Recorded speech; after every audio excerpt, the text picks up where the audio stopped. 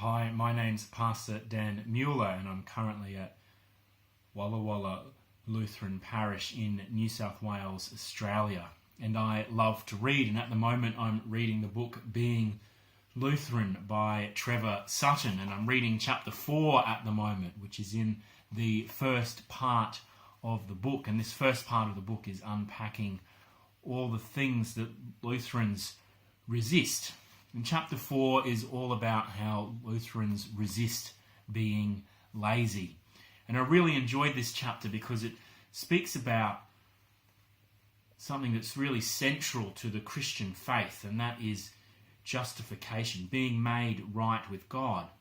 But in speaking about this, it only uses these two simple words, lazy and work.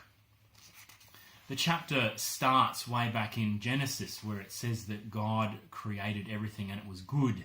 Even our work was good. But sin entered, Adam and Eve rebelled against God, and then suddenly all work was frustrated. Our work became frustrated, and as a result of this sin, people became lazy. I mean, we can just see this in everyday life. Say you're in the garden, you plant something and an insect comes along and eats it, or you plant it and it doesn't rain and it dies. Our work is no longer easy. It has become frustrated by sin. So we as people have become lazy. We've tried to avoid doing this work because work is hard. But God wasn't afraid of this work, and he refused to take the easy way out with sin. So he's rolled up his sleeves, and all through the Bible we see him working to bring about our salvation from sin. And he does this ultimately through the work of Jesus Christ on the cross. And he frees us from us needing to work for our salvation.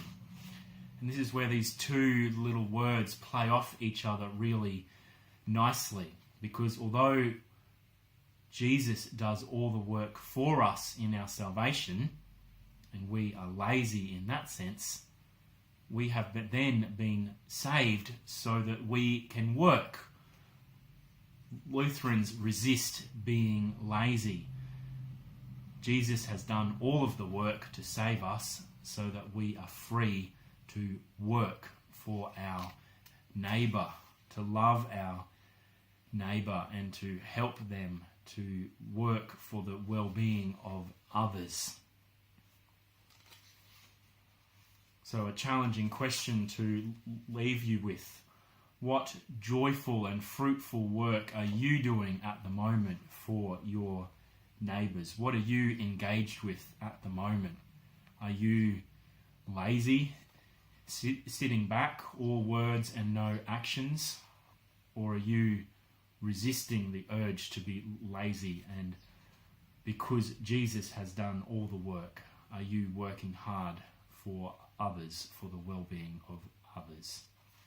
So I really enjoyed this chapter and enjoying this book, and I encourage you to keep reading and keep growing as disciples who follow Jesus.